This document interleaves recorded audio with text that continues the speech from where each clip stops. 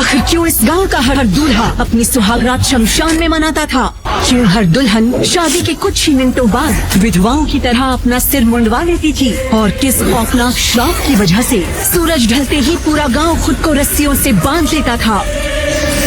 सच्ची घटना पर आधारित ये कहानी सुनिए अभी। हर अमावस्या की रात एक चुड़ैल करती थी गांव के एक लड़के से शादी और उसी रात देती थी उसके बच्चे को जन्म। उस गांव में रोजाना रात के 2 बजते ही रुक जाती थी सभी की सांसें और आसमान से होने लगती थी खून की बारिश। आखिर ऐसा क्या हुआ था उस गांव में कि चुड़ैल वहां की लड़कियों की नहीं होने देती थी शादी? इस रहस्य को जानने के लिए सुनिए सत्य घटनाओं पर आधारित ये कहानी। मैंने कहा ही था वो नहीं आएगा। मैं क्या करूं? शिवा को बहुत समझाया पर वो समझता ही नहीं है। अगर वो आ जाता तो ये हवेली भूतों से मुक्त हो जाती। ये कभी नहीं होगा। वो आएगा तो वो भी मारा जाएगा। तुम पीछे पड़ी हो हमारा पीछा छोड़ दो। वो गलती हमारे पूर्वजों की थी। हमने कुछ नहीं किया तुम्हारे साथ। आखिर कब तक हमें उसकी सजा देती रहोगी? ये सुनकर चुड़ैल इतनी जोर से चीखी कि यशवर्धन और औरत के कानों से खून बहने लगा।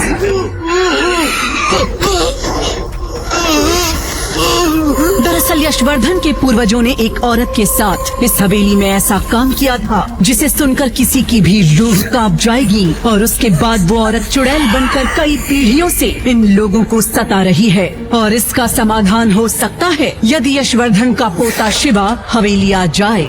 बहुत जिद्दी है, इतनी आसानी से नहीं आएगा। उसकी कोई कमजोरी भी नहीं है जिसका इस्तेमाल करके उसे वापस लाया जा सके। मैं जानती हूँ वो यहाँ कभी नहीं आएगा, लेकिन वो मंगलपुर गांव जरूर जाएगा।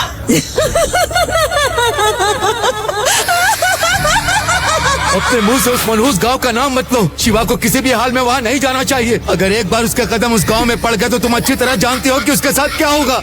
वहाँ वो 300 सालों से उसका इंतजार कर रही है। जहाँ एक तरफ यशवर्धन अपने 20 साल के पोते शिवा के मंगलापुर गांव जाने के नाम पर बौखला उठे थे, वहीं दूसरी तरफ शिवा अपने दोस्तों को बचाने के लिए बनारस से दिल्ली पहुंच गया था। उसे एक चिट्ठी मिली थी जिसमें लिखा था कि उसके दोस्त विकास और अमित को किसी ने किडनैप कर लिया है और उन्हें बचाने के लिए उसे दिल्ली में एक एड्रेस पर बुलाया गया था।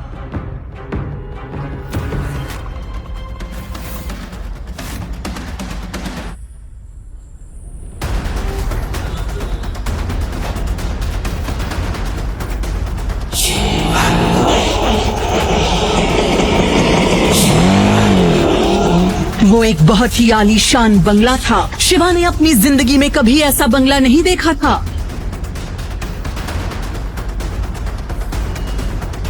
शिवा के वहां पहुंचते ही सिक्योरिटी गार्ड्स ने उसे चारों तरफ से घेर लिया। ये क्या कर रहे हो तुम लोग? दूर हटो मुझसे और ये बताओ कि मेरे दोस्त कहाँ हैं? कहाँ छुपा कर रखा तुम लोगों ने उन्हें? सिक्योरिटी गार्ड्स ने उसके सवाल का जवाब नहीं दिया। वो उसे खींचते हुए बंगले के अंदर ले गए, जहाँ एक बहुत ही पावरफुल इंसान बड़ी बेचैनी के साथ इधर उधर चहलकदमी कर रहा था। ये आदमी देश की सबसे बड़ी कंपनीज में शुमार मित्तल इंडस्ट्रीज का मालिक आशीष मित्तल था। शिवा को ये समझ नहीं आ रहा था कि एक अरबपति आदमी ने भला उसके गरीब दोस्तों को क्यों किडनैप किया, उनसे उसे क्या मिलेगा। शिवा ने उसके सामने पहुंचते ही कहा, तुम लोगों ने विकास और अमित को क्यों उठाया? उन्होंने तुम्हारा क्या बिगाड़ा है? शिवा की तेज आवाज सुनकर आशीष मित्तल की बेटी काव्या और पत्नी शगुन भी बाहर आ गईं। आशीष ने कहा, क्योंकि तुम्हारे सड़क छाप और 2 कौड़ी के दोस्तों ने मेरी इकलौती बेटी यानी कि अरबों की मित्तल इंडस्ट्री की वारिस के साथ छेड़छाड़ की और मैं आशीष मित्तल अपनी बेटी पर आंख उठाने वालों की आंखें निकाल कर उनसे गोटियां खेलता हूँ। ये सरासर झूठ है। मेरे दोस्त कभी ऐसा नहीं कर सकते। मैं ये मानता हूँ कि वो बहुत शरारती है, लेकिन वो कभी किसी लड़की को नहीं छेड़ सकते। वो तो लड़कियों की तरफ आंख उठाकर भी नहीं देखते। आपकी बेटी जरूर झूठ बोल रही है। अबे 2 कौड़ी के बनारसिया, तू अब मेरी बेटी पर इल्जाम लगा रहा है। तेरे तो मैं अभी छोटे छोटे टुकड़े करवा दूंगा। वैसे तेरे लोफर दोस्त बहुत डींगे हाँक रहे थे कि उनका दोस्त शिवा मेरी ईंट से ईंट बजा देगा। तेरे ऊपर शिव जी का हाथ है, तो किसी का भी सर्वनाश कर सकता है।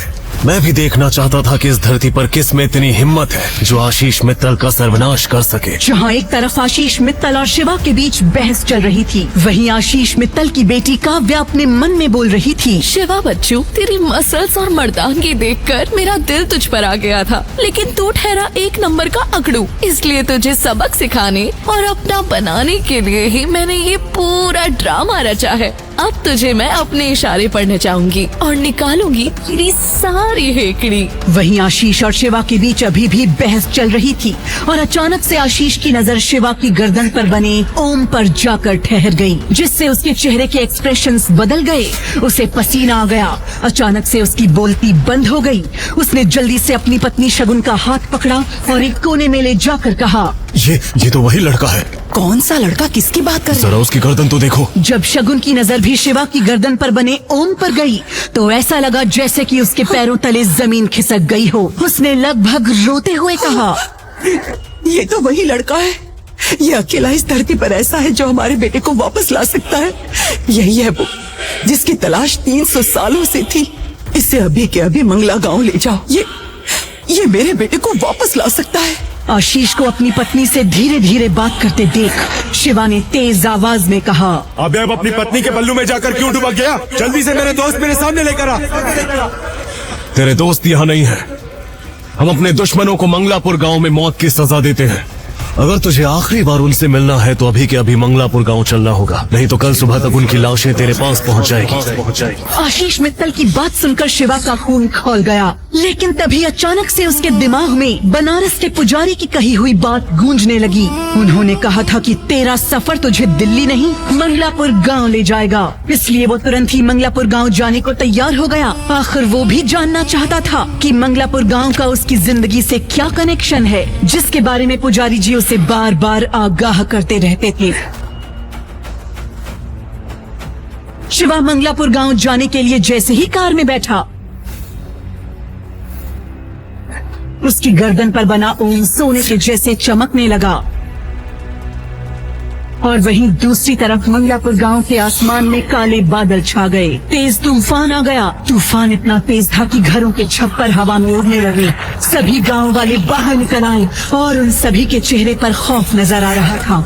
एक गांव वाला बोला, वो आ रहा है, वो आ रहा है। 300 साल इंतजार कराया उसने। अब हमारे गांव की लड़कियां बच जाएंगी। पिशाचिनी उनका कुछ नहीं बिगाड़ पाएगी। गांव वाले के ये कहते ही आसमान के काले बादलों में एक चुड़ैल नजर आई और उसकी भयानक हंसी से सभी की रूह कांप गई।